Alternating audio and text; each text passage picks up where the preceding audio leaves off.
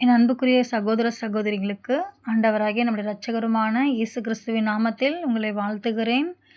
இந்த நவம்பர் மாதம் வெள்ளிக்கிழமையிலும் இந்த நாளிலும் நம்ம ஒவ்வொரு நாளும் பரிசுத்த வேதாகமத்திலிருந்து தினம் ஒரு அதிகாரம் என்ற தலைப்பில் ஒவ்வொரு நாளும் ஒவ்வொரு அதிகாரம் நாம் வாசித்து கொண்டு வருகிறோம். இது யாவருக்கும் ஆசீர்வாதமாக இருக்கும்படி நான் விசுவாசிக்கிறேன். ஒவ்வொரு நாளும் நீங்கள் இந்த அதிகாரத்தை வாசிக்கும் பொழுது கர்த்தருடைய சத்திய வசனமானது உங்களை பலப்படுத்தும் என்று நான் விசுவாசிக்கிறேன்.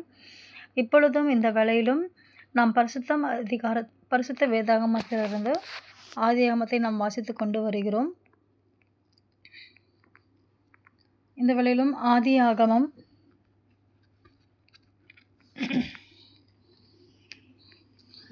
ஆதியாகமம் 12ஆம் அதிகாரம் வாசிப்போம். ஆதியாகமம் 12ஆம் அதிகாரம்.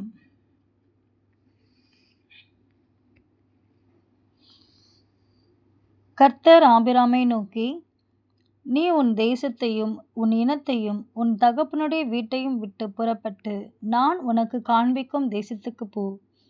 நான் உன்னை பெரிய ஜாதியாக்கி உன்னை ஆசீர்வதித்து உன் பேரை பெருமைப்படுத்துவேன். நீ ஆசீர்வாதமாயிருப்பாய். உன்னை ஆசீர்வதிக்கிறவர்களை ஆசீர்வதிப்பேன், உன்னை சபிக்கிறவர்களை சபிப்பேன். பூமியிலுள்ள வம்சங்கள் எல்லாம் உனக்குள் ஆசீர்வதிக்கப்படும் என்றார். கர்த்தர் ஆபிராமுக்கு சொன்னபடியே அவன் புறப்பட்டு போனான். லோத்தும் அவனோடே கூட போனான். ஆபிராம் ஆரானை விட்டு புறப்பட்ட போது 75 வயதுள்ளவனாயிருந்தான். ஆபிராம் தன் மனைவியாகிய சாராயையும் தன் சகோதரனுடைய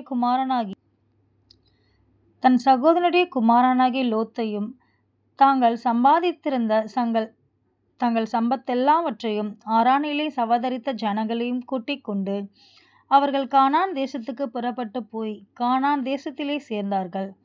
ஆபிராம் அந்த தேசத்தில் சுற்றித் திரிந்து சீகேம் என்னும் இடத்துக்கு சமீபமான மோரே என்னும் சமபூமி மட்டும் வந்தான். அக்காலத்திலே கானானியர் அத்தேசத்தில் இருந்தார்கள். கர்த்தர் ஆபிராமுக்கு தரிசனமாகி, உன் சந்ததிக்கு இந்த தேசத்தை கொடுப்பேன் என்றார். அப்பொழுது அவன் தனக்கு தரிசனமான கர்த்தருக்கு அங்கே ஒரு பலிபீடத்தை கட்டினான். பின்பு அவன் அவ்விடம் விட்டு பெயர்ந்து பெத்தேலுக்கு கிழக்கே இருக்கும் மலைக்கு போய் பெத்தேல் தனக்கு மேற்காகவும் ஆயி கிழக்காகவும் இருக்க கூடாரம் போட்டு அங்கே கர்த்தருக்கு ஒரு பலிபீடத்தை கட்டி கர்த்தருடைய நாமத்தை தொழுது கொண்டான். அதன் பின் ஆபிராம் புறப்பட்டு தெற்கே பிரயாணம் பண்ணி கொண்டு போனான்.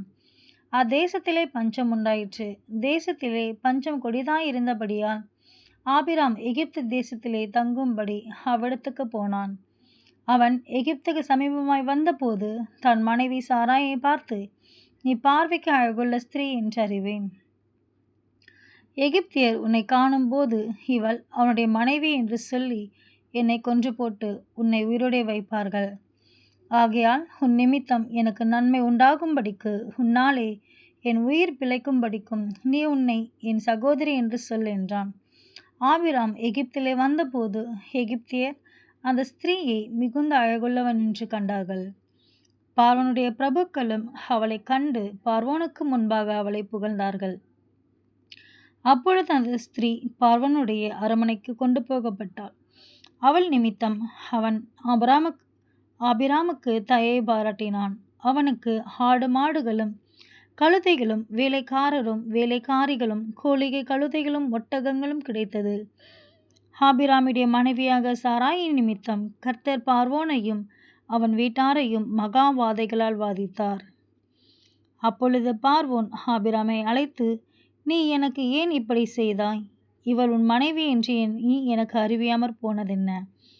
இவளை உன் சகோதரி என்று நீ சொல்ல வேண்டுவது என்ன? இவளை நான் எனக்கு மனைவியாய் கொண்டிருப்பேனே. இதோ உன் மனைவி, இவளை அழைத்து கொண்டு போ என்று சொன்னான். பார்வோன் அவனை குறித்து தன் மனுஷருக்கு கட்டளை கொடுத்தான். அவர்கள் அவனையும் அவன் மனைவியும் அவனுக்கு உண்டான எல்லாவற்றையும் அனுப்பிவிட்டார்கள். ஆமென். கர்த்தர் இப்பொழுதும் இந்த நாளிலும் பரிசுத்த வேதாகமத்திலிருந்து தினம் ஒரு அதிகாரம் ஆதியாகமம் 12ஆம் அதிகாரம் வாசிக்க கர்த்தர் நமக்கு கிருபை கொடுத்தார். கர்த்தருக்கே மகிமை உண்டாவதாக. இந்த நாளை கர்த்தர் ஆசீர்வதிப்பாராக, ஒவ்வொருவரையும் பாதுகாப்பாராக. ஒவ்வொருவருக்கும் எந்த ஒரு தீங்கும் அணுகாதபடி கர்த்தர் அவருடைய பரிசுத்த இரத்த கொட்டைக்குள்ள மூடி பாதுகாத்து கொள்வாராக. பிள்ளைகளை ஆசீர்வதித்து பலப்படுத்துவாராக.